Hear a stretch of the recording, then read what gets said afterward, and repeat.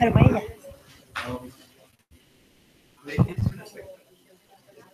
Ya. Asiento, por favor. Vamos a empezar.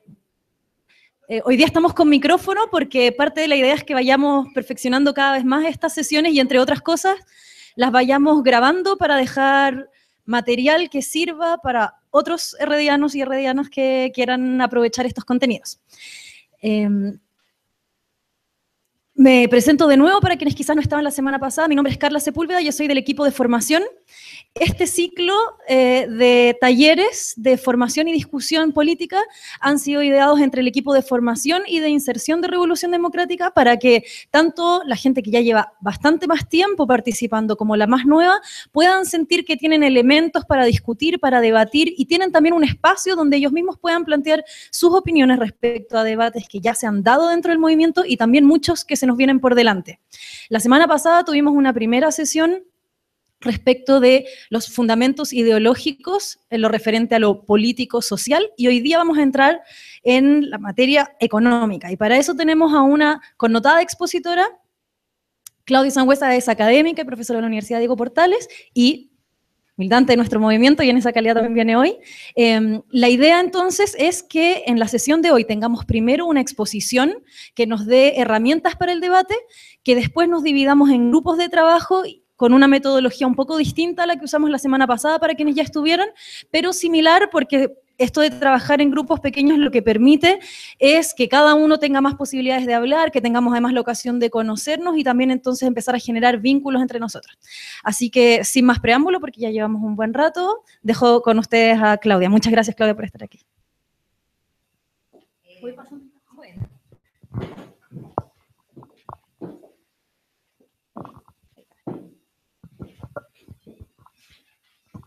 Bueno, buenas tardes. Muchas gracias por venir.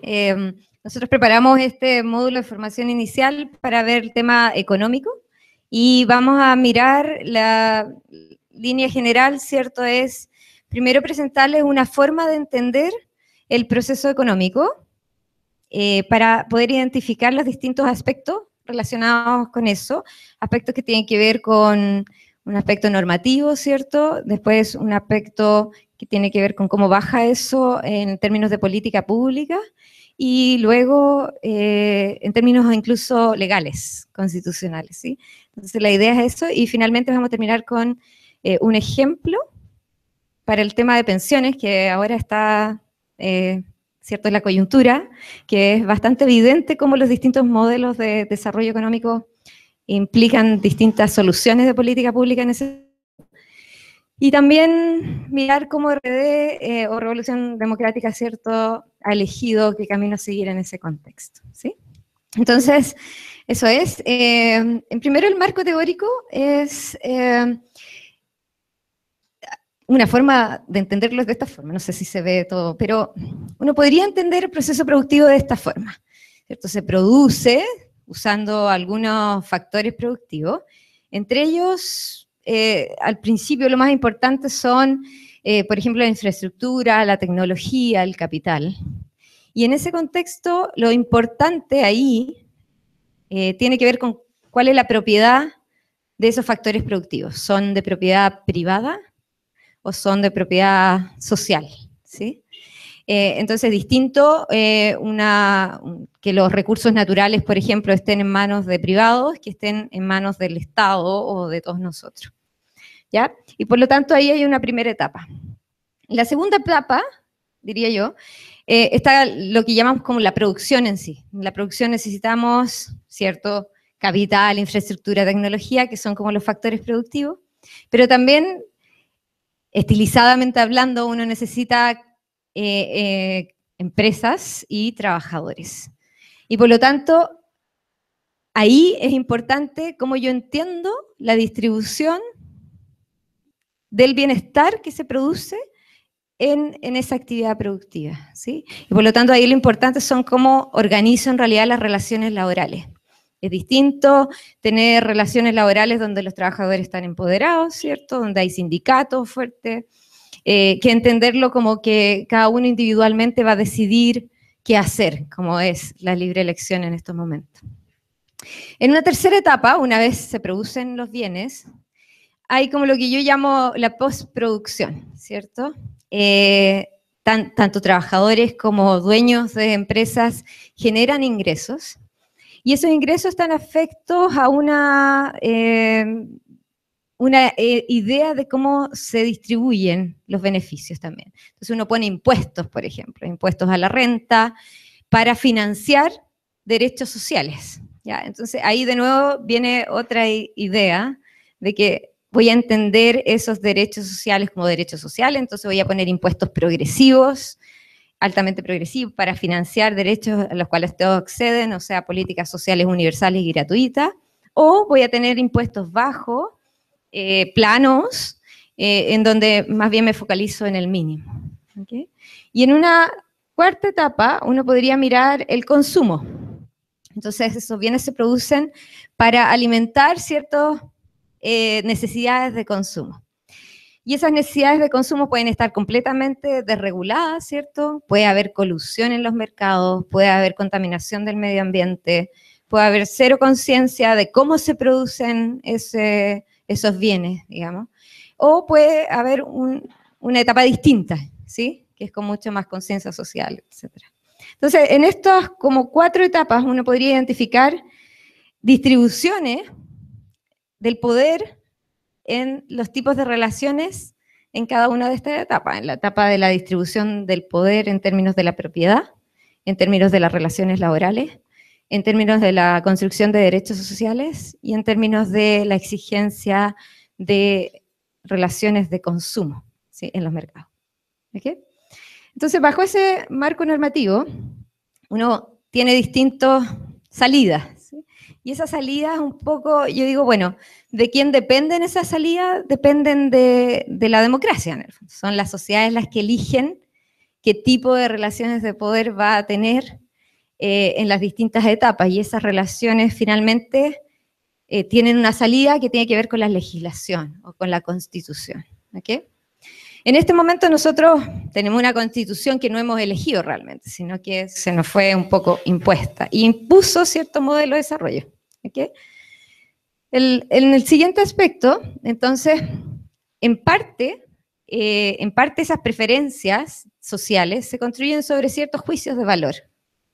Y los distintos juicios de valor tienen que ver con, bueno, con lo que cada uno de nosotros piensa, y en general agregadamente pensamos que es una sociedad justa. ¿Okay? Y hay distintas formas de responder eso. ¿Okay? Desde el punto de vista de la filosofía, ¿cierto? Tenemos distintas respuestas, y dependiendo de las respuestas también eso tiene implicancias en las corrientes más políticas.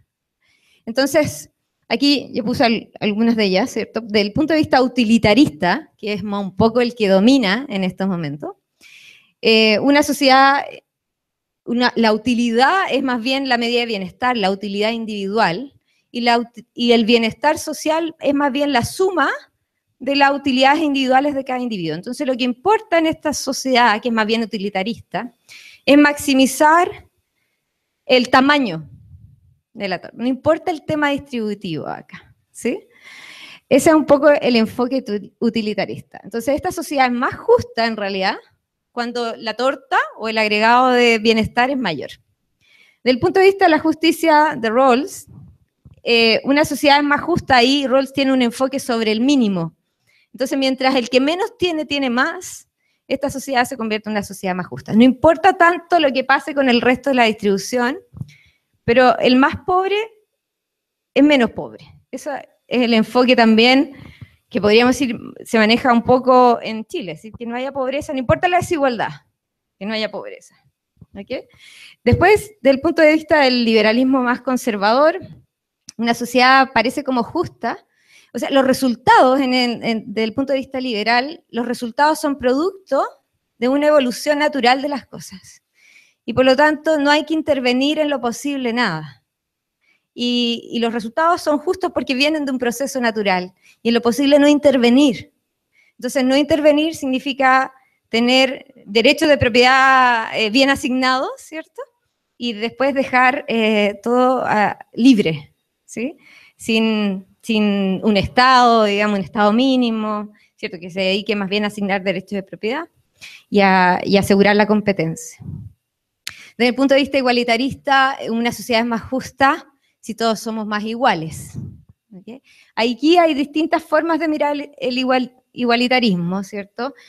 Hay como una justicia a la zen, ¿cierto? Que tiene que ver con que una sociedad es más justa si todos tenemos igual capacidad de elegir los distintos caminos en la vida, y eso es una idea de justicia. Y hay un concepto de igualdad de oportunidades también, que una sociedad es más justa si si los resultados, digamos, en la vida no dependen de las circunstancias al nacer, que es como circunstancias al nacer sería como ser mujer o nacer en Arica versus Santiago, ¿cierto? Esos son otros tipos de igualitarismo, igualdad de oportunidades, igualdad a la CEN, o igualdad de resultados. Y cada uno de estos enfoques como de juicios de valor son creencias. Todos tenemos ciertas creencias de lo que es justo. Y al agregarse, determinan ciertos modelos de corrientes de pensamiento filosófica política. Aquí yo agregué, ¿cierto? En cada uno de estos modelos o corrientes, ¿cuál era la norma ética detrás? ¿Cuál es lo político detrás? ¿Y en qué implicancias tiene en términos de la política pública que uno aplica? Yo voy a pasar más rápido por acá porque el PowerPoint es más largo del tiempo que tengo, pero esto va a quedar disponible para que lo lean, así que, pero me voy a focalizar en liberalismo y algunos otros para que después ustedes los lean con mayor atención, ¿sí? Pero en el tema del liberalismo clásico, por ejemplo, la ética que hay detrás es que cualquier redistribución a través de impuestos es en realidad un robo. Y ese es el argumento que te dan, ¿sí? ¿Por qué? Porque, bueno, los resultados son naturales. Entonces, cualquier intervención ahí es como me quitas parte de lo que yo legítimamente gané. ¿Okay? Y por lo tanto, lo político es que la política social debe estar destinada a proteger las libertades individuales. ¿Okay? Y eso es lo que hay detrás y no a proveer derechos sociales, ¿sí? Sino que libertad individual, ese es el foco. Y en términos de entonces la política pública finalmente termina en bienes que son hechos o creados de forma de mínimo, o sea, para el que lo necesita, a la Rawls, ¿cierto? Los impuestos son bajos, no necesito financiar derechos sociales, por lo tanto el tamaño del Estado es bajo. Y en general cada uno se cuida a sí mismo, entonces los ahorros son privados, los seguros son privados, ¿sí? Cada uno se cuida, ¿okay?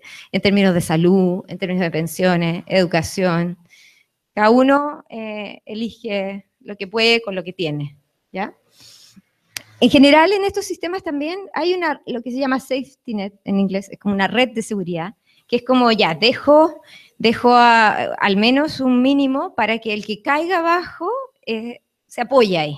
¿Sí? Entonces esto es como lo mínimo. ¿Ya? Voy a saltarme conservadurismo para ir a socialdemocracia. En el otro plano, en socialdemocracia, por ejemplo, la ética, en cambio, es que las personas tienen derecho a tener una igualdad en la calidad de vida solo por el hecho de ser ciudadanos. ¿Okay? Independiente de la posición que tengan en la distribución del ingreso. Entonces, es la igualdad de ciudadanía.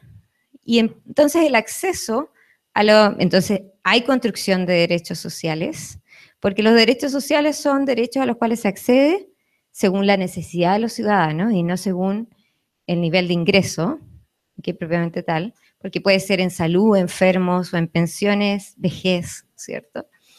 Y por lo tanto, lo político ahí es que la política social debe reducir desigualdades de ciudadanos. ¿Okay? y se institucionalizan sistemas de bienestar, en ese caso, que se construyen sobre derechos sociales. Entonces la política finalmente termina en que uno observa impuestos altamente progresivos, porque contribuye en función a lo que tú puedes contribuir, ¿cierto? Y mientras más alto tus ingresos, más contribuyes. Y varios derechos que se financian, por eso necesitas alta carga tributaria y progresiva, para financiar educación gratuita, salud, un servicio de salud gratuito y de acceso universal, pensiones de reparto, vivienda como un derecho, cultura como un derecho, ¿sí? Todo lo que uno empieza a sumar como derechos sociales. Y adicionalmente hay una estricta regulación de los negocios, ¿okay? Porque proteger el derecho del ciudadano. Por otra parte, el marxismo, la ética ahí, o lo que hay detrás ahí, es que el capitalismo explota y aliena a los seres humanos. Esa es la ética.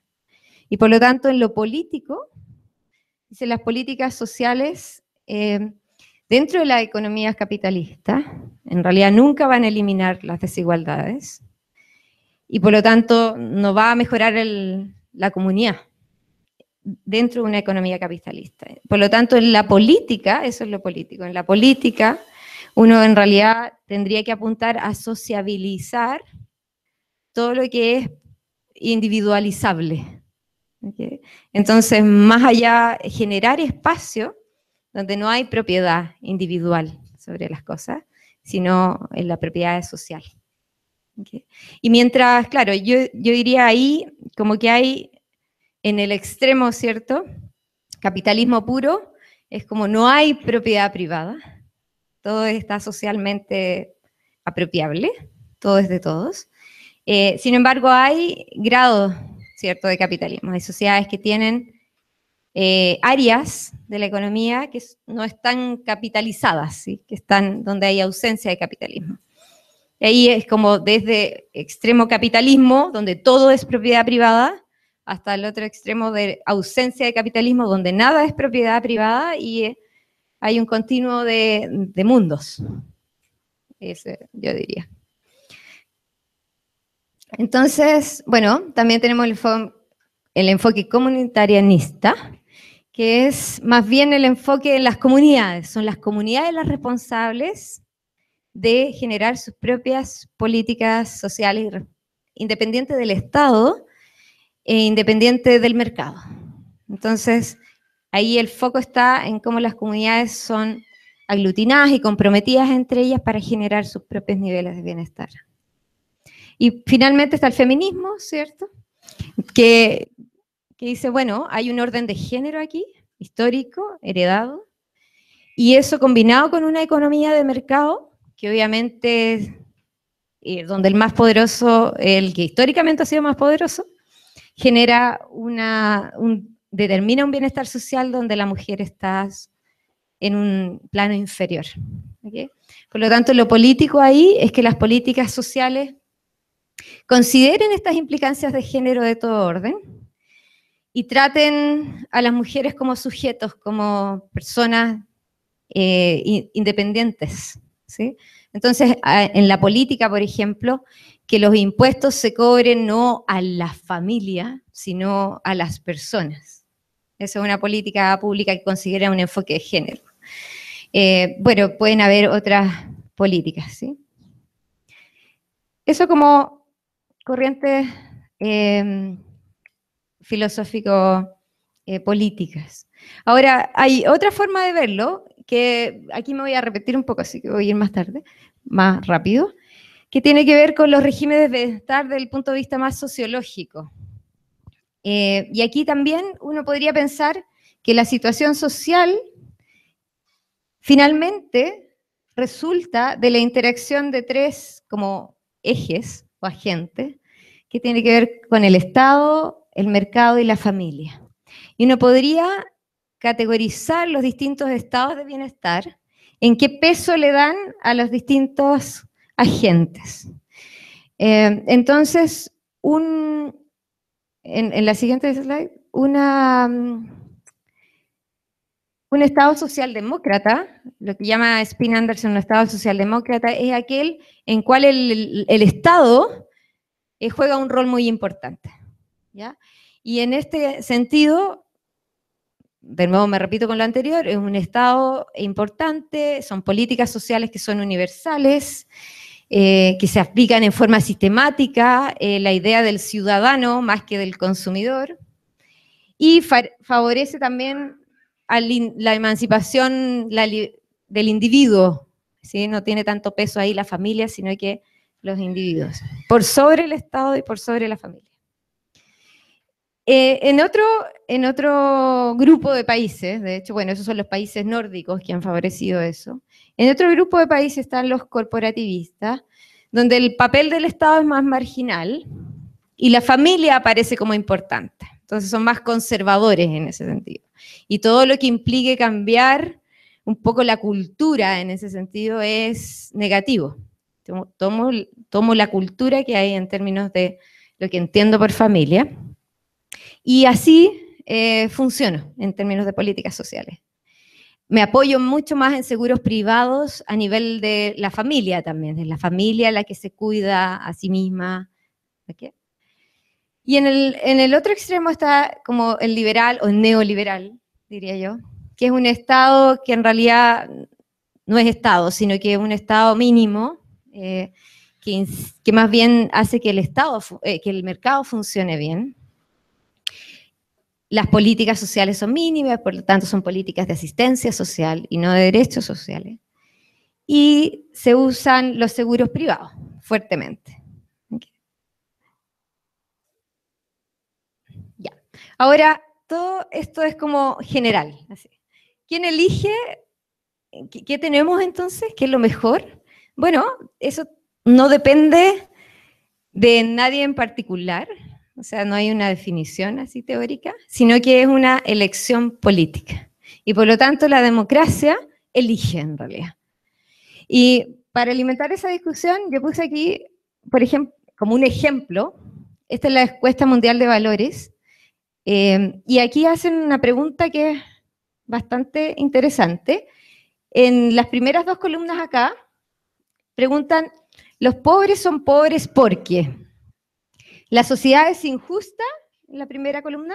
¿O ellos son flojos? O sea, no hay suficiente esfuerzo. Y entonces, uno puede ver aquí, el promedio de América Latina, el 65,8% piensa que la sociedad es injusta. Y el 28,3% piensa que ellos son flojos.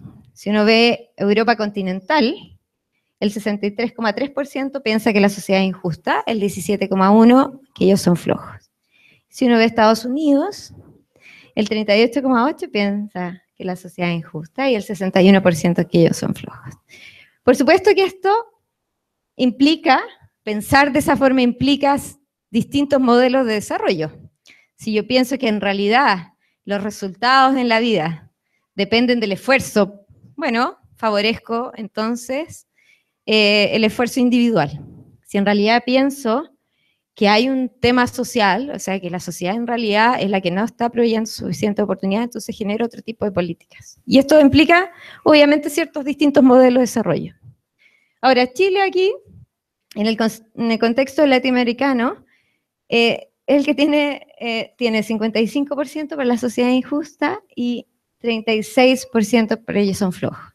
Es un poco menos, o sea, está distante de Estados Unidos, pero por ejemplo, Uruguay tiene 77% de la sociedad injusta y 12% ellos son flojos.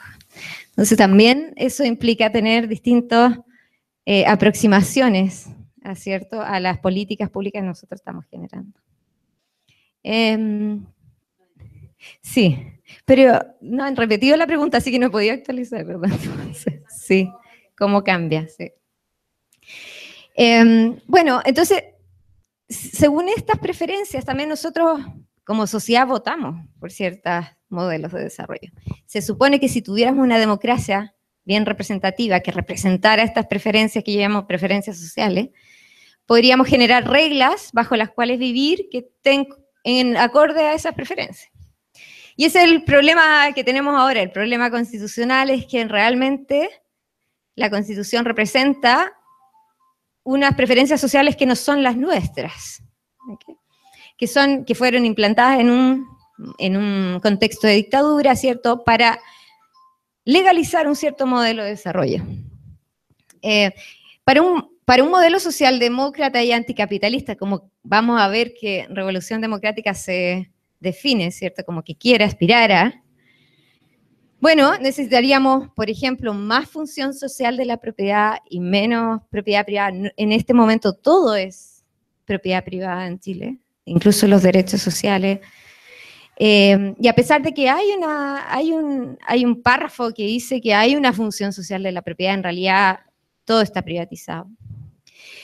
En el tema de las relaciones laborales, por ejemplo, necesitaríamos una negociación colectiva que esté menos regulada de la que actualmente tenemos. Derecho a huelga, por otro lado, derechos sociales en las políticas sociales, en educación, salud, pensiones, y un desarrollo económico sustentable. En eso se debería traducir, al menos, una sociedad más socialdemócrata y anticapitalista. Este es el informe del PNUD que no sé si lo han visto, pero aquí hay unas preferencias según élites. Hicieron un análisis de las preferencias según élites. Entonces, la preferencia porque el Estado se haga cargo de diversos temas. Entonces está la élite económica, la élite política, la élite simbólica, la élite social y la ciudadanía. Entonces, yo solo quería mostrar cómo está desalineado lo económico, político, simbólico también en realidad, de lo social y los ciudadanos. Por ejemplo, en temas de educación, la élite económica piensa, el 1% piensa que debería ser a cargo del Estado, una responsabilidad del Estado. La élite política, el 28%. Y en cambio, la élite social, que son dirigentes sociales, 77%. Y la ciudadanía, 74%. Entonces, no hay solo un problema de cómo representamos esas preferencias sociales, sino más bien quienes están ahí en la élite económica y política completamente desalineados. O sea, esto muestra que en realidad tenemos representantes que están pensando completamente distinto que la ciudadanía. Lo mismo pasa en salud, agua, por aquí está pensiones, está en sistema de pensiones, 3%, 27%, y hay 80% y 80%.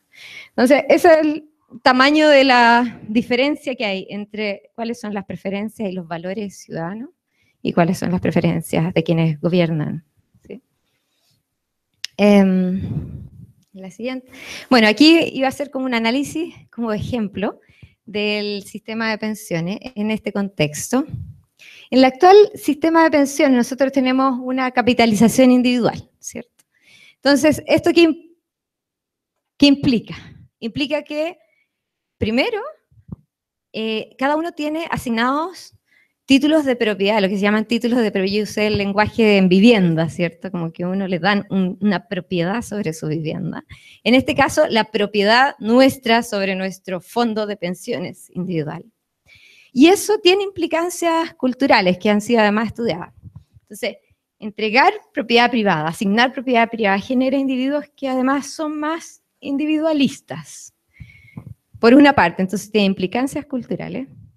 Segundo, como cada uno ahorra para su vejez. Cada una enfrenta el riesgo de vejez individualmente. No hay aquí una seguridad social, no hay un enfrentamiento colectivo del riesgo. Después, el mercado laboral, como cada uno se está cuidando y para sí mismo hoy día y para sí mismo mañana, también el mercado laboral se vuelve altamente competitivo. Es menos factible generar colectividades, ¿ciertos? Sindicatos, porque cada uno está compitiendo por maximizar su propio bienestar. De hecho, esta política de capitalización individual se pone justamente junto al plan laboral, que también lo que hace es como terminar con los sindicatos, ¿cierto? Impedir la huelga, regularizar mucho más la negociación colectiva. Y segundo, el ahorro que generamos todos nosotros, que es un ahorro individual, en el agregado lo que hace es generar un montón de recursos que están en el mercado de capitales, alimentando un modelo de desarrollo que es completamente desregulado, no hay reglas ahí. Yo invierto para maximizar la rentabilidad, no importa dónde, no importa cómo, no importa si son empresas que cuidan el medio ambiente o no, que cumplen con la legislación laboral o no, que cumplen incluso con ser empresas competitivas o no, pueden ser empresas que están coludiendo, ¿sí? Que pueden ser en actividades productivas que en realidad no beneficien tampoco el desarrollo productivo del país, sino que benefician el desarrollo de otros países. ¿Ya? Eso es como en el plano de la capitalización individual. Si uno piensa, ¿cuál sería un sistema alternativo a este, considerando valores más desde el punto de vista igualitarista, más desde la socialdemocracia y del anticapitalismo? Entonces uno debería generar, bueno, un sistema que genere otra cultura, ¿no? Primero, que genere más solidaridad entre las personas, que te genere una sensación de comunidad más que individuos compitiendo, y no más individualismo, que enfrente los riesgos colectivamente. Entonces todos en algún minuto vamos a llegar a la vejez y nos vamos a encargar como sociedad de cuidar a los adultos mayores en forma colectiva, que en lo laboral promueva la organización colectiva de los trabajadores y no atomice a los trabajadores, y que si hay ahorro, ojalá este ahorro también no sea individual, no asigne títulos de propiedad, sino que todos ahorremos para generar ingresos e inversiones que tengan que ver con un modelo de desarrollo productivo beneficioso para el país también. ¿Okay? Entonces, con ciertas reglas, acorde a ciertos objetivos de desarrollo. Entonces, no es un desarrollo desregulado, sino un desarrollo enfocado en ciertas áreas. Uno podría usar esos ahorros colectivos para generar inversiones en ciertas áreas estratégicas donde el país podría mejorar su situación en términos de crecimiento económico también. Entonces, obviamente que se genera un sistema de seguridad social completamente distinto con esos puros valores, ¿sí?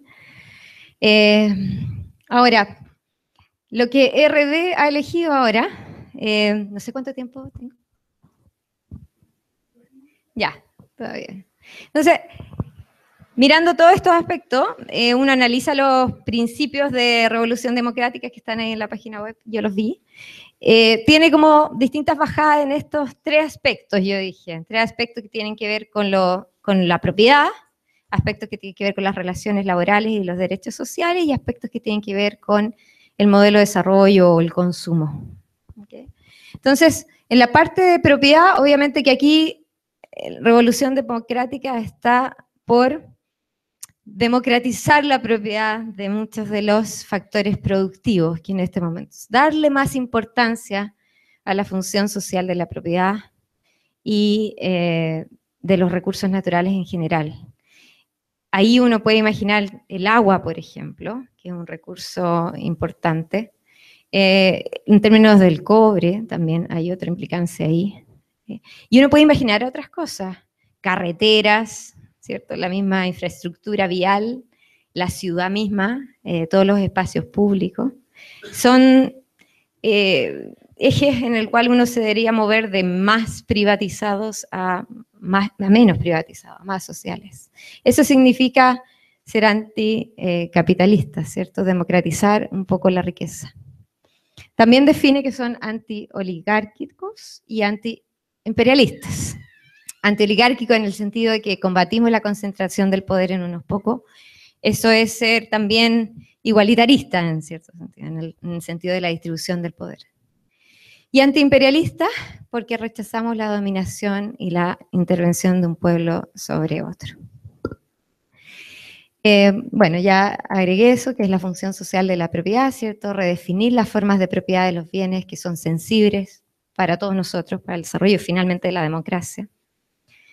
El Estado ahí juega un rol importante, porque si uno se imagina, bueno, el agua no va a ser privada, bueno, ¿quién va a ser propietario del agua? Bueno, todos nosotros, pero todos nosotros también somos el Estado, también entendemos el Estado como todos nosotros, ¿sí? Por lo tanto, ahí finalmente lo que pasa es que los recursos naturales son propiedad del Estado, que se asegura ahí que sean de todos, en el fondo de propiedad pública, el agua también, y lo que uno imagine como socialmente de todos, digamos. Y eso con respecto al Estado como propietario. Y en la segunda parte, que es el tema de las relaciones laborales, ahí hay un tema con el trabajo y el poder sindical. Entonces ahí el enfoque está en fortalecer en la relación laboral, fortalecer al trabajador. La única forma de fortalecer al trabajador en términos de repartir los beneficios de la actividad productiva es que ellos se organicen colectivamente. Y eso es sindicatos más densamente poblados, o sea, más grandes, y derecho a huelga y negociación colectiva, que es como justo lo que necesitamos y no tenemos hoy día, ¿cierto? Nosotros tenemos una negociación colectiva muy regulada y no hay derecho a huelga en realidad. Entonces, organización sindical efectiva y con la presencia del Estado garante de sus derechos individuales y colectivos. En lo siguiente, ¿sí? Bueno, ahí hay un estado de la redistribución y la desconcentración, esto yo le dije, un estado democrático que redistribuya equitativamente el poder, que ayude a eso, y también promueva el desarrollo igualitario de los territorios. Una de las implicancias de la desregulación y de la propiedad privada y de la acción individual es que finalmente se concentran territorialmente también el crecimiento. Es lo que ha pasado también en Chile, ¿cierto? Cuando no hay un enfoque de comunidad y todos deciden individualmente dónde vivir, qué hacer, y no hay una redistribución del conocimiento y de la riqueza, entonces se concentra. Y eso se produce en varias áreas. En educación, la oferta concentrada en Santiago, ¿cierto? En salud, también uno mira los mapas, aquí no los traje, pero los mapas, los hospitales y toda la disponibilidad de salud está bien concentrada. En el fondo, el mercado también sigue a la demanda, ¿sí? La demanda también está bien concentrada, así que se concentra. Si uno tiene un enfoque más igualitarista en términos territoriales, también entonces hace que el país se desarrolle en forma más igualitaria. Y finalmente, tiene que ver con lo que tiene que ver con el consumo.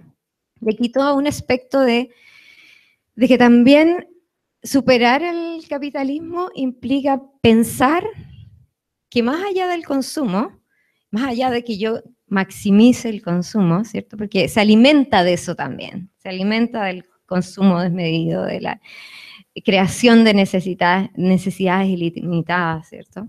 Tenga un enfoque en democratizar lo que yo considero como bienestar, que es más allá del consumo, ¿sí?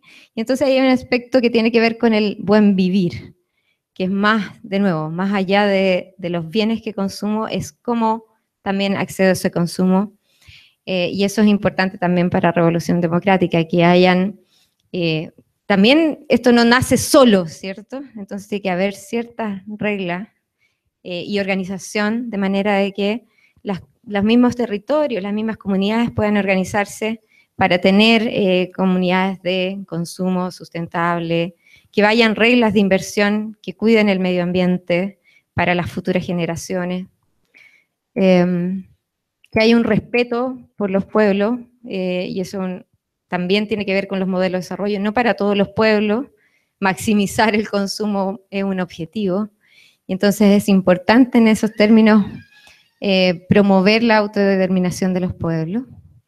Y finalmente, lo último es la sustentabilidad y armonía con la naturaleza. Y eso tiene también que ver, bueno, me faltó eso, tiene que ver con cómo respeto, ¿cierto?, esta necesidad de consumir respetando el medio ambiente. Y como resultado de eso, tiene que ver también en términos de política pública con que no mido el bienestar de una sociedad solamente con el PIB per cápita, sino que amplío la definición de bienestar, aquí dice como medición del bien común, entonces incluyo otras medidas en la definición de bienestar. En eso ha avanzado en algún sentido Naciones Unidas, por ejemplo, con un índice de desarrollo humano, pero probablemente necesitamos avanzar más. Entonces, cada vez que, por ejemplo, muchas veces caemos en esta discusión de, bueno, ¿cuánto va a ser la tasa de crecimiento y cuánto vamos a crecer y cuál va a ser el PIB? En el fondo, como si ese fuera el único objetivo. Una sociedad que se preocupa por el medio ambiente, se preocupa por la desigualdad al interior, de todas maneras va a crecer a una tasa más lenta, probablemente más sostenible, pero sí más lenta hoy día. Entonces, también por eso es bueno ampliar y sacarse un poco que ese es el único objetivo. Y eso sería por ahora. Corrí.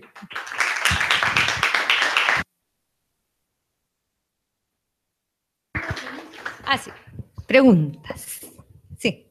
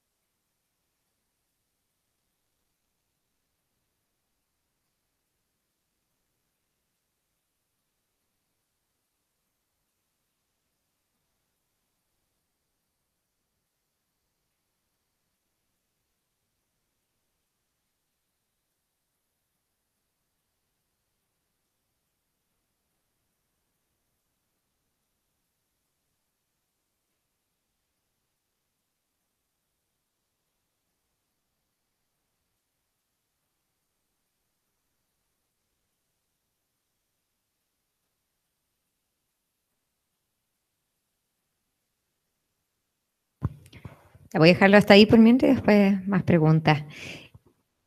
Bueno, respecto a la pregunta de cómo transitamos a un sistema de reparto, ahí primero hay que decir dos cosas. Yo te puedo contar lo que Manuel Riesco piensa de cómo transitar un sistema de reparto, ¿sí? Él piensa que en estos momentos, si nosotros cotizamos mensualmente el 10% de nuestro ingreso a una cuenta de capitalización individual y en vez de eso, el próximo mes lo cotizamos a un seguro social, a una entidad pública, entonces efectivamente lo que va a pasar es que vamos a tener 2,2 veces más de ingresos para pagar pensiones, ¿sí? Podemos aumentar nuestras pensiones al doble, más del doble de hecho, ¿ya? Eso es lo que pasa hoy día. Ahora, eso en el tiempo, de la única manera que sea sustentable es de que además nosotros usemos los fondos de pensiones que actualmente tenemos acumulados. ¿De qué manera? Esto en realidad lo plantea Manuel porque es la experiencia que tuvo Polonia también, ¿ya? Entonces, en Polonia, ¿qué hicieron? En Polonia le dijeron a la gente, usted elija libremente qué sistema se quiere jubilar. ¿Capitalización individual o reparto?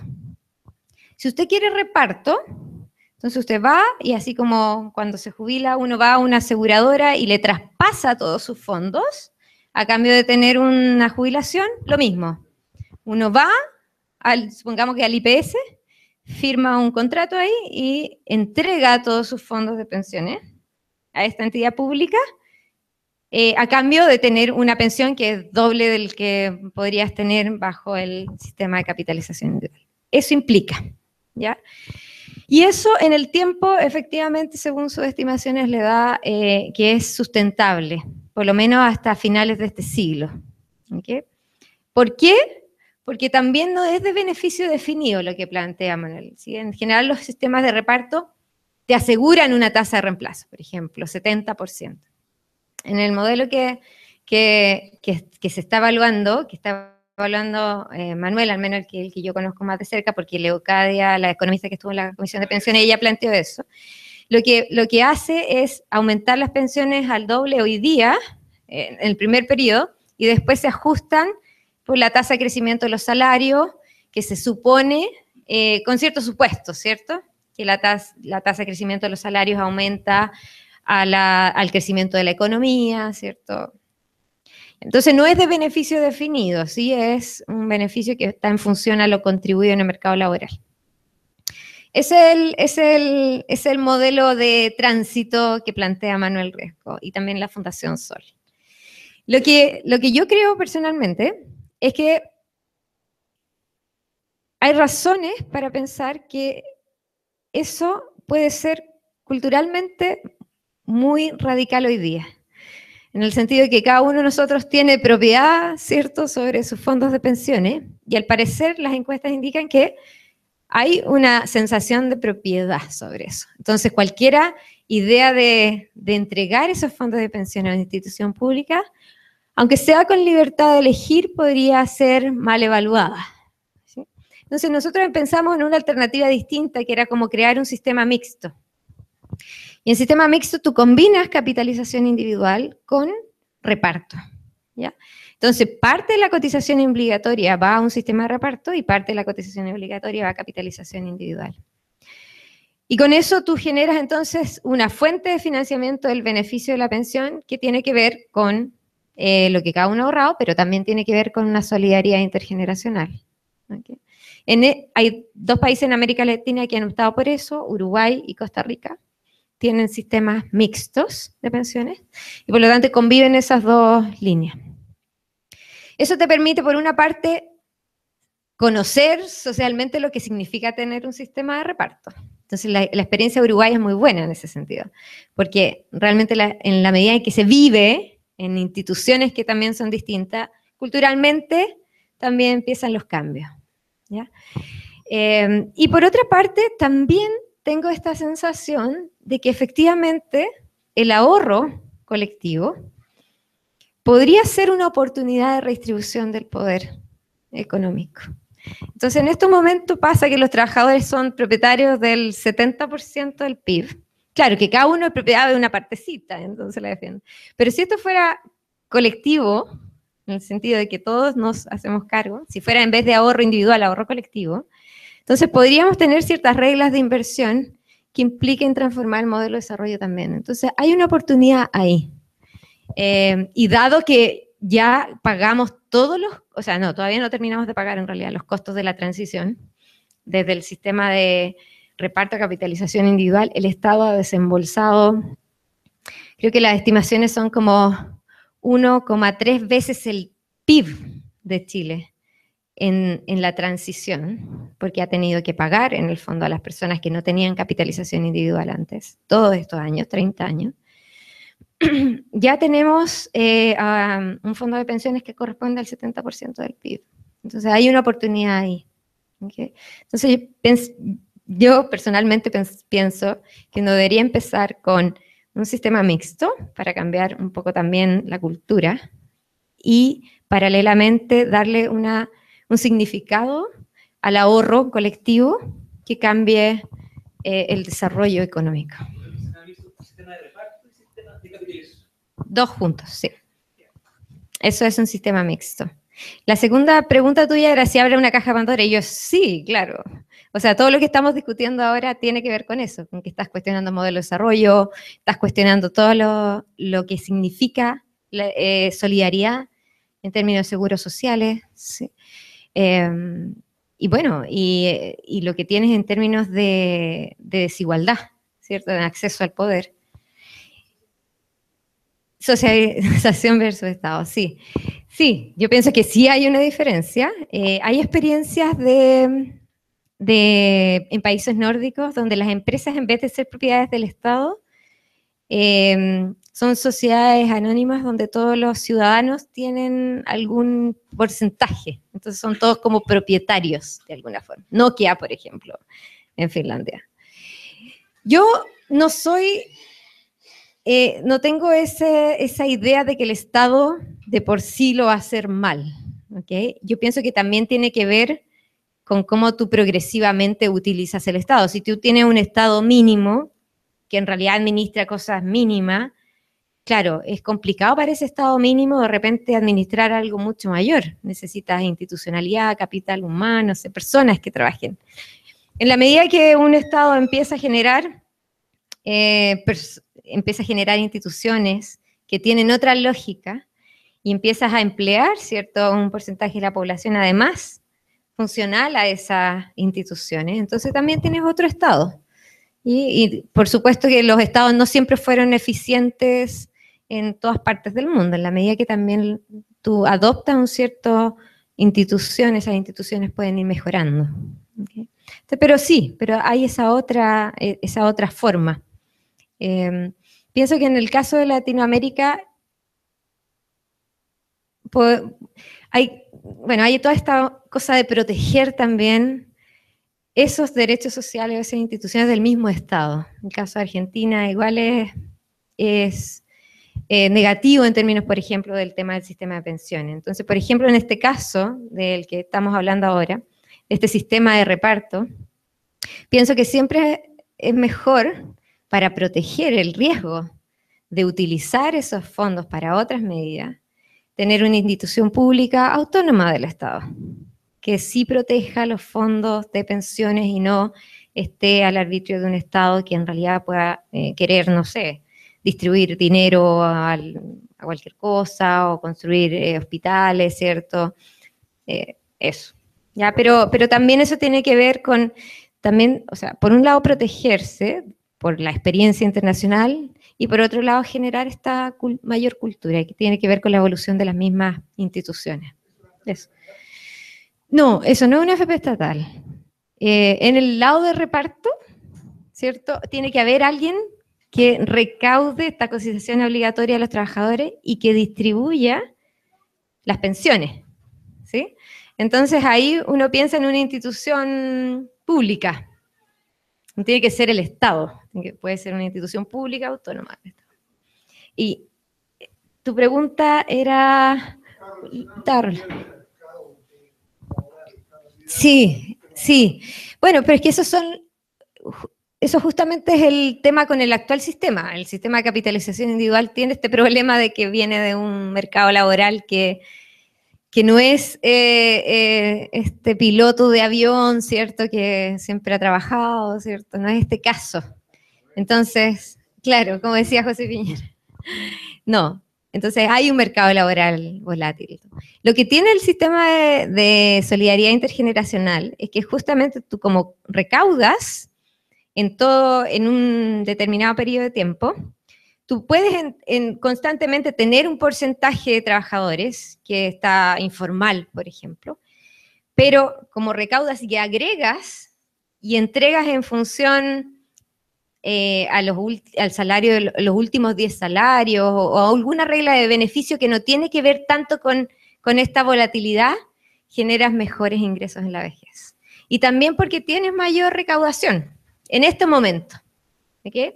Tienes una mayor recaudación. De hecho, si tú sumas todo lo que nosotros cotizamos mensualmente y lo que en el mismo periodo de tiempo se paga en términos de pensiones, hay una diferencia de 2,2 veces más. ¿Ok? Entonces estás generando más recursos de lo que estás gastando. Eso tiene que ser sustentable en el tiempo de todas maneras y por eso tú no puedes empezar a incrementar los beneficios así a la loca. ¿Sí? ¿Qué pasa con ciertos argumentos de que hoy en día también la sociedad está envejeciendo?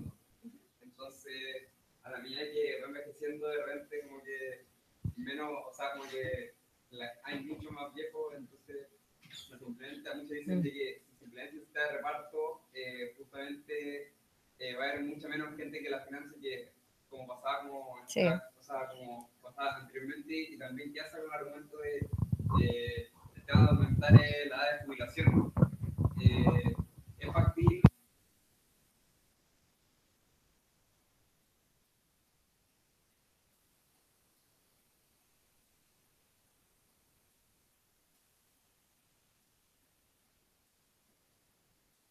Todo el mundo.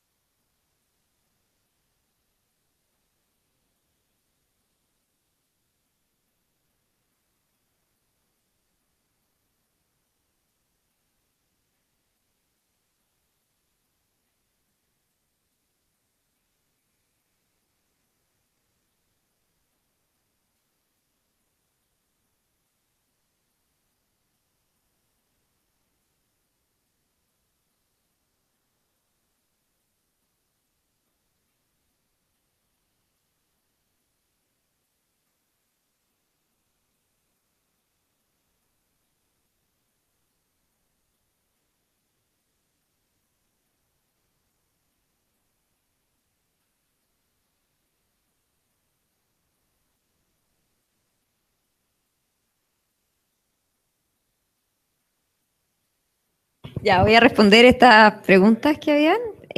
¿O alguien más quería? Ya, una más.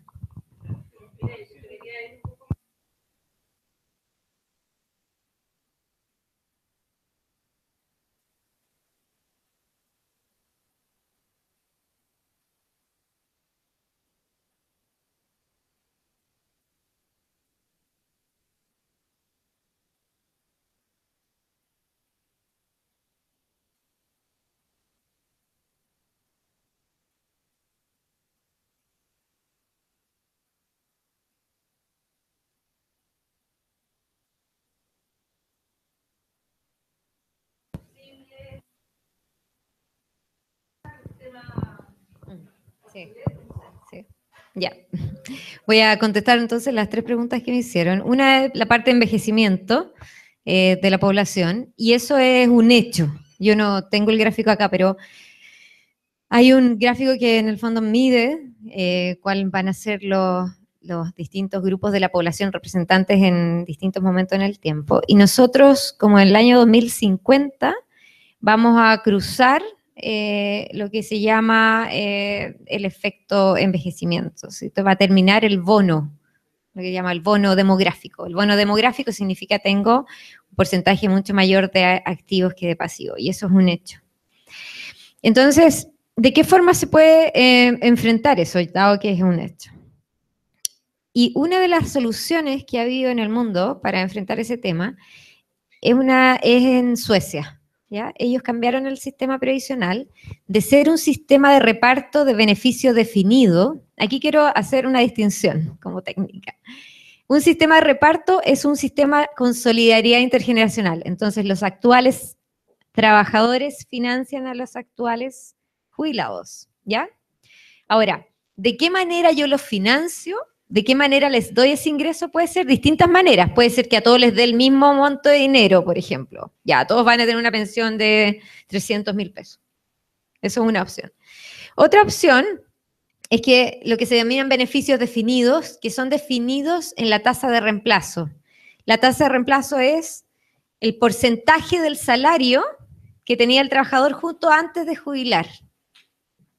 Esa tasa de reemplazo es importante que sea alta en general, porque eso le permite lo que llamamos, los economistas, suavizar el consumo. Entonces no caen los ingresos tan fuertemente de lo que uno se jubila.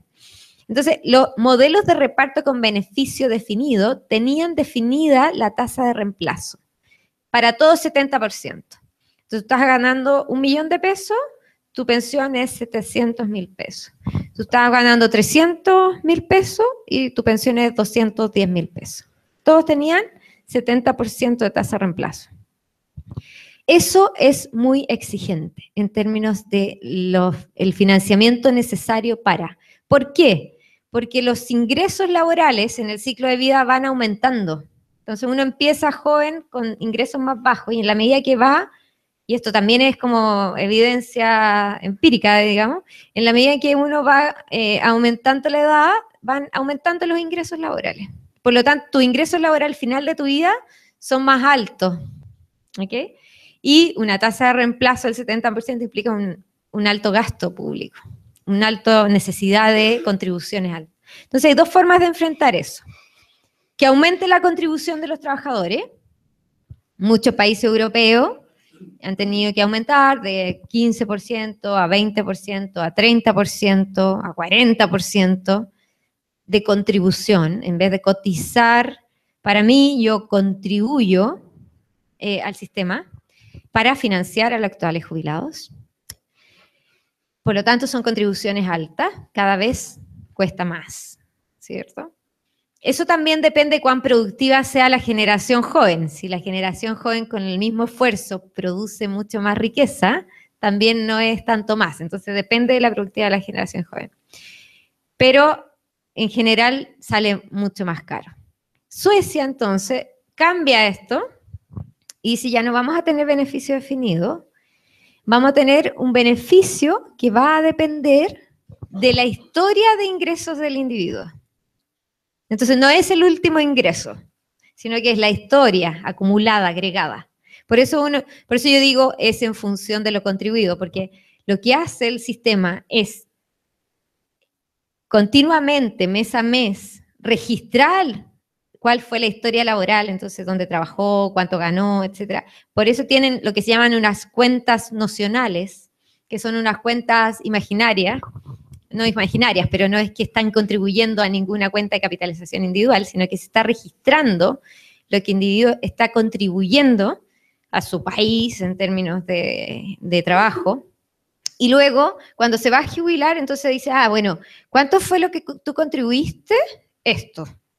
Ya, pero también dicen, bueno, pero tuviste fuera tantos años porque, no sé, tenías un familiar enfermo, porque cuidaste hijo, porque estuviste desempleado. Todo eso se va subsidiando, ¿ya? Y entonces, según esa contribución y según las necesidades de expectativas de vida, se le calcula el beneficio a las personas. ¿Okay? Eso implica que en el sistema sueco las contribuciones sean de 16%, aproximadamente. Esa es la tasa de contribución de los trabajadores. Más tienen un sistema mixto. Tienen un sistema también de capitalización individual que más o menos 2,5% de la cotización va además a un ahorro individual. Sí, 2,5% del ingreso.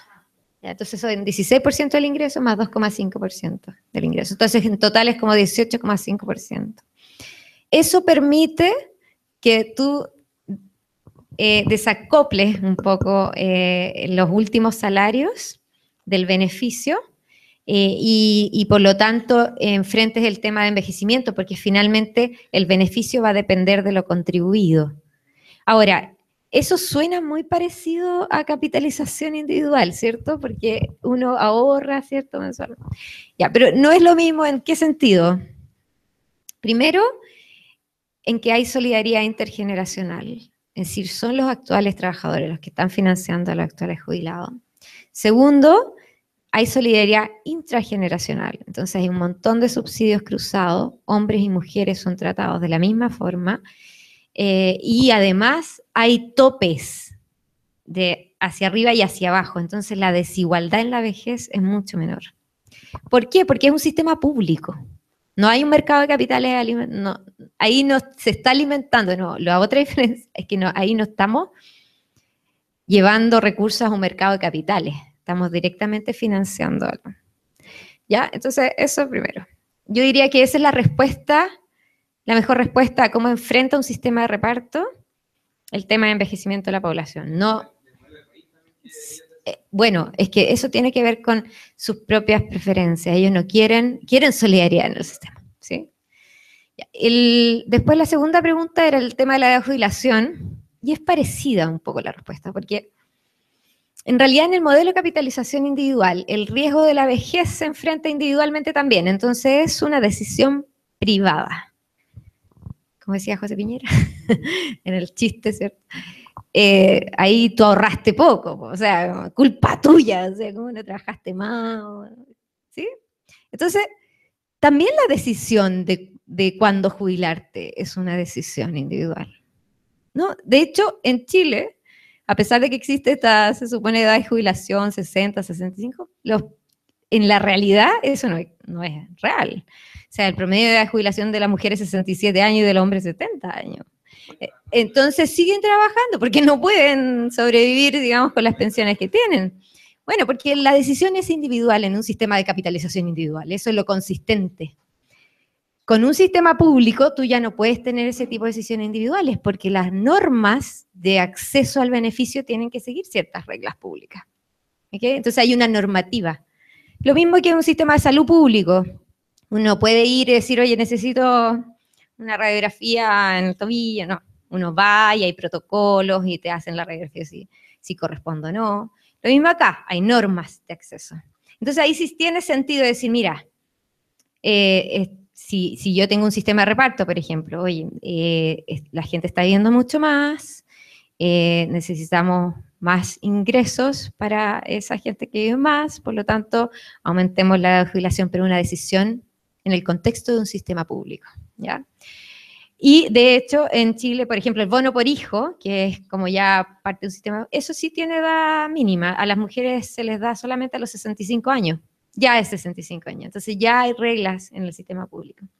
Entonces lo que personalmente yo pienso es que esas normas tienen sentido en un sistema público de pensiones. Si yo tuviera un sistema mixto de pensiones, entonces tuviera realmente reparto, entonces sí, ahí sí necesito normas y ahí los discutimos perfectamente. En este sistema de capitalización individual, la verdad que la discusión es media, está de más. Eso.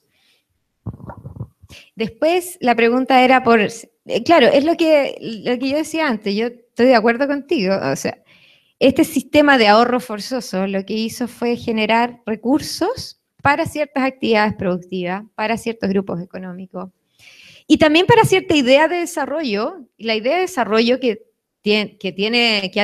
ha seguido el país es sin estrategia de desarrollo, ¿sí? Entonces, hay mucho miedo a tener estrategias así de inversión en ciertas áreas. Este desarrollo más a lo antiguo, como por sectores, por ejemplo, política industrial, eso no existe. Exactamente. Entonces, yo por eso decía, ahí hay una oportunidad de mirar efectivamente, bueno, cuestionarnos el hecho de que estemos ya preguntándonos, bueno, ¿y qué es lo que dónde estamos invirtiendo nuestra plata? ¿Qué actividades nos beneficia a nosotros como sociedad, a las futuras generaciones? Esa es una oportunidad que tenemos ahora. Y lo último, claro, tenía que ver con la solidaridad, ¿cierto? Esa era tu pregunta. Un sistema de seguridad social o sistema de reparto en realidad tiene esta idea de que yo no soy responsable solo por mí mismo, soy responsable de una sociedad en su conjunto. Y integro entonces el riesgo de envejecimiento se enfrenta colectivamente. No es que el individuo va a enfrentar solo su vejez. Nos preocupamos todos de que, como es un riesgo en el sentido de que cuando yo llego a la vejez se supone que ya en el fondo no estoy en condiciones de estar activamente produciendo, bueno, ya es otra concepción de justicia ahí. Bueno, hoy día también Carlos Peña hablaba de que, claro, cuando yo tengo un sistema de capitalización individual, como que en el fondo, como si fuera justo cuál es el nivel de vida en la vejez, dependiendo de lo que pasa en el mercado laboral. O sea, si fuera justo lo que pasa en el mercado laboral, si no hubiese discriminación en el mercado laboral, si hubiese una distribución de oportunidades, entonces uno quizás no cuestionaría la justicia del resultado, pero eso no es así. Entonces parece injusto. Y bueno, y esas son las mismas preguntas ahí que hacían acerca de la justicia, de los resultados del más pobre, ¿cierto? Es esa respuesta también en la vejez. O sea, necesitamos preocuparnos porque los resultados ahí no dependen solamente de las decisiones que tomó el individuo, dependieron de muchas cosas que pasaron en su vida, que en realidad son responsabilidad de todos.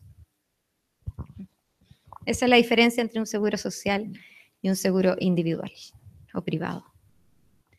¿Hay más preguntas de pensiones? Bueno, más que nada es como para complementar tu pregunta, porque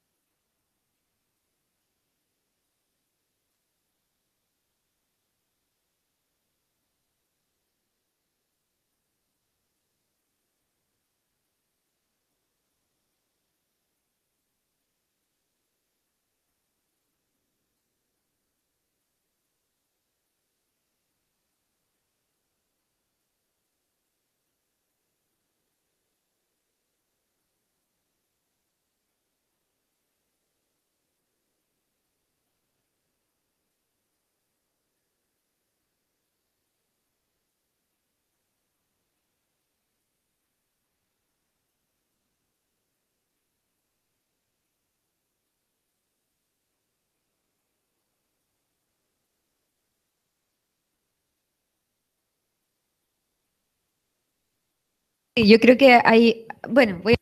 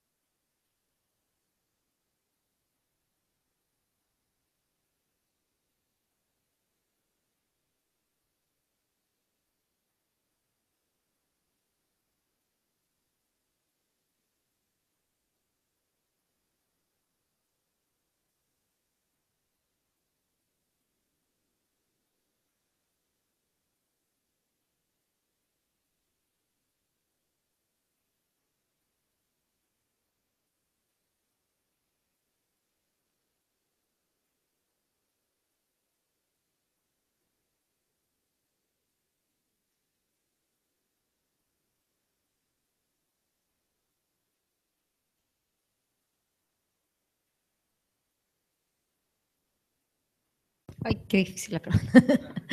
Bueno, primero respecto a lo que me preguntabas tú, yo lamentablemente pienso que hay harto como de cuco, así, bueno, obvio, sí, hay muchos millones involucrados, pero primero, de nuevo, la respuesta que le di a él, no todos los modelos de reparto están quebrados, ¿sí? Eso no es cierto. O sea, nuestro modelo de capitalización individual está quebrado, ¿sí? Entonces, sí, se está envejeciendo la población, sí es un tema, y por lo tanto yo no voy a hacer un sistema de reparto que tenga beneficio definido, por ejemplo, con una tasa de reemplazo del 70%, porque eso en 20 años más no es sustentable, pero hay otras formas de hacerlo. ¿Okay? Primero, eso respecto a los sistemas de reparto. Entonces, pienso que hay harto como jugo. Después, respecto al tema del mercado de capitales, hay un tema. No, ni siquiera Manuel Riesco plantea eso, o sea, ni siquiera él. Sí, obviamente que todo se hace de manera gradual, nadie le quita las inversiones a nadie.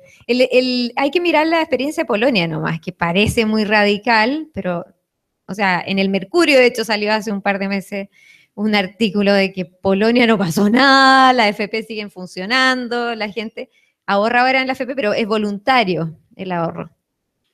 No es obligatorio. Entonces, toda ley de la AFP existen. O sea, no pasa, no colapsó. La economía no colapsó.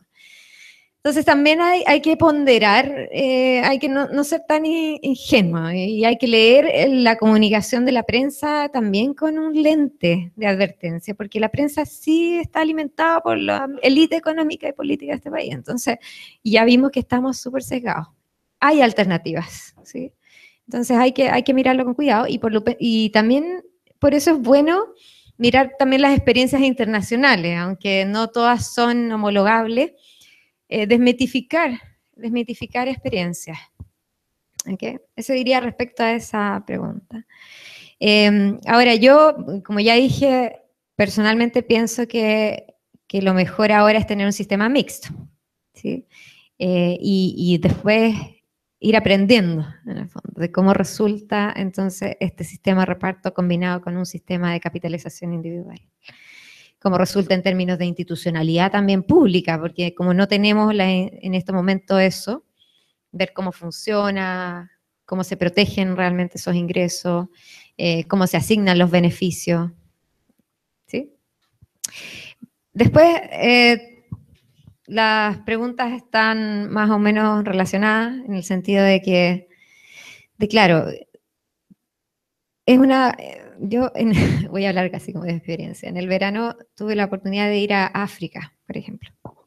Y ahí es parecido a América Latina en el sentido de que uno ve el contraste cultural, ve que hay territorios que fueron colonizados por pueblos completamente distintos. Y entonces te preguntas, ¿por qué era mejor? ¿Por qué eran mejor los ingleses que las mismas tribus africanas? ¿Hay alguna cosa que sea en realidad mejor? O sea, porque en realidad las tribus, las clanes viven ahí según su cultura, se alimentan según lo que producen, o sea, lo que siembran, no tienen un trabajo formal, ¿cierto? Sino que trabajan la tierra, se educan de alguna otra forma. Entonces, claro, uno mira ahí, por ejemplo, en términos de pobreza, que es un tema que a mí me interesa también. Claro, y uno mide la línea, mire la pobreza, cuando mide la pobreza va y pregunta, ¿cuál es su ingreso? Cero. Claro, porque si no trabajan en el mercado laboral, cero ingreso. Entonces tiene a todos pobres, pero es porque también han decidido vivir de una forma distinta. Entonces, claro, fueron colonizados y ahora quizás hasta explotados. Pero en el fondo uno se pregunta, ¿cuán libres fuimos de elegir nuestra forma de vivir? ¿Sí? Pero ya, al mismo tiempo dije, ya, este es el mundo hoy, o sea, ¿y qué es lo que podemos hacer hoy día? Bueno, primero respetar a los pueblos que efectivamente quieren mantener sus tradiciones y vivir bajo un modelo de vida distinto también. Eso primero. Entonces, respetar la multiculturalidad. ¿Sí? Multicultura, sí. Y al mismo tiempo generar una sociedad que pueda, o sea, un mundo donde vivan también muchos mundos. Exactamente, no todos tenemos, o sea, no todos somos iguales ni tenemos que ser iguales, ¿sí? Ahora, de hecho, yo creo que justamente esos pueblos tenían un modelo de desarrollo que era mucho más integrado con el medio ambiente, mucho más conscientes de la tierra, de todo lo que es naturaleza, y probablemente necesitamos movernos un poco hacia allá, más que lo que tenemos en este momento, que es como un capitalismo salvaje que no respeta nada, o sea, no respeta el medio ambiente, o sea, no respeta todo lo que nos rodea, ni donde vivimos. Pero eso es un desafío, y además tiene que ver con lo que me pregunta ella. Yo pienso que hay dos temas, ¿sí? Porque uno puede decidir individualmente ser distinto, no sé, Mujica, por ejemplo, ¿sí? Uno puede ser Mujica y decidir, no, yo no voy a tener, no quiero más cosas, no quiero este ingreso millonario que me dan de presidente, lo regalo, quiero tener poco, quiero vivir con lo mínimo porque de esa manera soy más libre. Entonces, podemos hacer eso y decidir todos ser Mujica, y con eso te cambia colapso mundial, yo creo. Nadie quiere trabajar mucho ni consumir mucho, pero tengo mucho tiempo y mucha libertad. Genial. Yo pensaría que eso es genial. Ya, pero eso es unas decisiones individuales, ¿sí? No puedo imponer eso. Ahora, sí puedo transformar culturalmente ese tipo de decisiones mediante políticas públicas. Entonces, si yo quiero proteger el medio ambiente, bueno, tengo que generar un costo por contaminar el medio ambiente, tengo que generar reglas. No puedo llegar a instalar una mina donde voy a afectar un glaciar que tiene miles de años, que además nos va a permitir tener agua finalmente. Entonces, regla, no se invierta ahí nomás, se invierte en la prioridad. Entonces, eso tiene costos, obviamente. Tiene costo en términos de que no voy a enriquecer al dueño de esa empresa privada, ¿ok? O no voy a construir el medio edificio en esta ciudad porque me colapsa el transporte, o no voy a no voy a eliminar un parque por construir una carretera. O sea, hay decisiones que uno se van tomando de manera tal que se va no cambiando las decisiones individuales también. Entonces, pero eso también es un círculo, o sea, en la medida en que nosotros no tengamos conciencia del medio, también vamos a ser menos conscientes de lo que está pasando. Y también tiene que ver con lo político, ¿sí?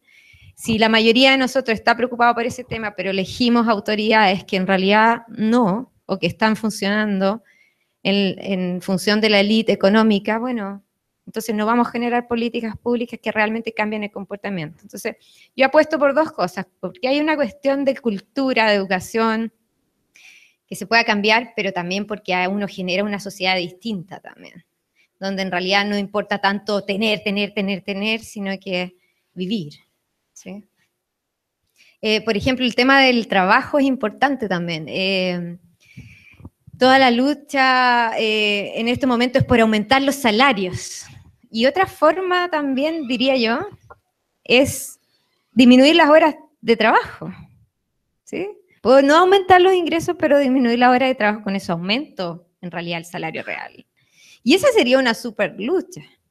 Y de hecho en algunos países lo que han hecho es justamente ganar más horas libres, menos horas de trabajo en el día, más días de vacaciones en la semana. O sea, los países europeos, muchos de los países europeos, lo que han ganado es eso, semanas de vacaciones no son 3 semanas, son 7 semanas de vacaciones al año pagadas, son 35 horas de trabajo a la semana. Y eso no necesariamente, de nuevo, el cuco es como, no, la productividad, vamos, ¿sí? ¿Y qué pasa? Que los estudios que indican que aumenta la productividad de los trabajadores porque están mucho más como en el trabajo, ¿sí? Entonces hay esas formas también de... Mira, te quería hacer una consulta, porque básicamente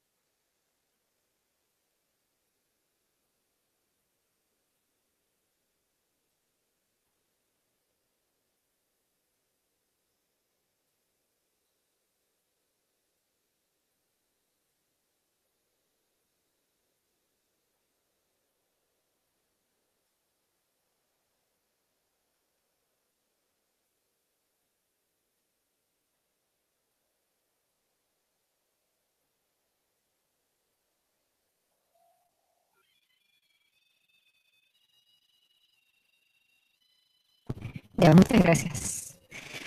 Primero, respecto al colapso del sistema económico, claro, si uno lo establece así como ya, se quitaron todos los fondos de pensión, si lo hace así como cierra la llave, yo creo que sí puede quedar aquí golpe, golpe de Estado, yo creo que esto es ya suficientes razones para que claro, ninguna de las políticas en realidad que se están pensando, ninguna, ni la B, ni la C, ni cualquiera que se esté pensando, tiene como objetivo cerrar inmediatamente la llave, que efectivamente creo que lo que hace es alimentar a los grandes grupos empresariales del país, o sea, eso no hay ninguna duda. Y yo creo que efectivamente cuando Felipe Lamarca hace 10 años atrás decía que tienen que soltar la teta, se refería justamente a esto, al sistema de pensiones. Así que ahí no hay que ser ingenuos. Y yo creo que lo que está pasando hoy día, que los empresarios en realidad hayan dicho, oye, ¿por qué no me sacan una cotización del 4%, del 5%? Es como, obviamente que hay una amenaza real. Entonces, por eso yo pienso que también hay una oportunidad ahí de, oye, alimentamos el mercado de capitales, alimentamos tus inversiones, y tú te opones a la reforma tributaria para generar educación gratuita.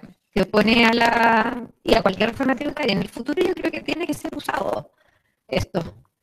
O sea, necesitamos una reforma tributaria para financiar derechos sociales. Tú, que alimentamos en realidad tus inversiones, creo que debe ser usado. Debería poder ser usado. Ahora me da la idea a mí que hay mucha más conciencia del tema. Y yo creo que a pesar de que podría pensar como tú, que por algo estamos discutiendo, a lo mejor están ocultando otra cosa, yo diría que es el momento como de en realidad abrir la discusión y entender bien el problema e informarse bien y en el fondo crear toda esta discusión colectiva también genera un cierto acercamiento. El hecho de que la marcha el otro día, no sé, sean 500.000 personas también, o sea, la manera que tenemos como de empujar realmente cambio es a través de la movilización social. Sí, eso es, o sea, si no hay 500.000 personas en la calle el otro día, no hay ninguna propuesta. En la mesa, nada, absolutamente nada. Eso lo logró esta movilización social. Y también, o sea, que creo que esa es la manera. ¿Sí? Tampoco se van a cambiar solas las cosas. ¿Sí? Ahora, siempre hay maneras, o sea, el capitalismo, ¿cierto? Y los medios de producción no están socializados ni son todos del Estado, ¿cierto? Y por lo tanto hay un poder económico ahí grande. Y eso es un objetivo también por el cual hay que luchar, cómo distribuir el poder. Si no solamente los ingresos, sino que el poder. Y por eso tener una democracia, o sea, tener una sociedad menos desigual es también tener una democracia más sana. Yo creo que la revolución democrática está en ese camino, en el camino de poder, a través de la democracia, cambiar las cosas, no solo transformar la democracia, sino que además empujar ciertas transformaciones junto a los movimientos sociales. Esa es como la forma. Y uno lo puede ver en la historia de Chile también. Ahora, la historia nuestra es también triste, porque en el minuto en que hubo mucho movimiento social, hubo un golpe de Estado. Pero el movimiento social hasta ese momento había empujado grandes transformaciones. Había una reforma agraria, había una nacionalización del cobre, había una expansión de la educación superior o de la más grande que haya tenido Chile. Había un sistema de salud que había adquirido un carácter de universal y gratuito, el segundo del mundo después de Inglaterra. Había infraestructura pública, inmobiliaria, que estaban construyendo villas enteras, que todavía existen además. O sea, sí empujaron transformaciones, sí se empujaron. En la medida que participa más la población, a través de no solamente la participación formal en el sistema político, sino que la participación en las organizaciones sociales, sí se va a transformar el país. Eso. Puede ser, sí. Eso es. Sí. No. Faltaba una pregunta, sí. O sea, faltaba una respuesta a tu pregunta. Que tenía que ver con... Ya lo olvidé. Era... Sí. No, totalmente de acuerdo. O sea, en estos momentos está muy focalizado en el ingreso, en la vejez, en nivel de pensiones. Pero claro que esto va acompañado de otras políticas en la vejez. Y yo creo que eso se ha hablado menos. Pero yo personalmente tampoco he querido ampliar mucho la visión, porque lo utilizan muchas veces. Por ejemplo, Salvador Valdés, no sé si lo ubicas, un economista de la Católica que era funcionario del Ministerio de Hacienda en el gobierno de Piñera, se dedicaba como a decir, bueno, en realidad, mira, no importa cuál sea el nivel de las pensiones, porque el consumo de los adultos mayores es bueno igual. Porque claro, los ayudan sus familiares, qué sé yo. Entonces, en términos del consumo del trabajador promedio, el consumo de los adultos mayores en proporción a lo que necesitan es bueno. Por lo tanto, su calidad de vida en la vejez, es mentira esto de que la calidad de vida en la vejez es mala. Entonces, yo estoy de acuerdo contigo y de hecho, en mi trabajo, digamos, he pedido estudios que analicen no solo la parte de ingresos, sino que la parte de salud, y entonces que realmente sea un acceso gratuito, ¿cierto? A la medicina, eso aliviaría un montón, que haya un derecho a la vivienda, que haya incluso otras políticas. Hay países que tienen políticas para los adultos mayores que incorporan muchas más otras cosas, ¿sí? Detención, cultura, etcétera.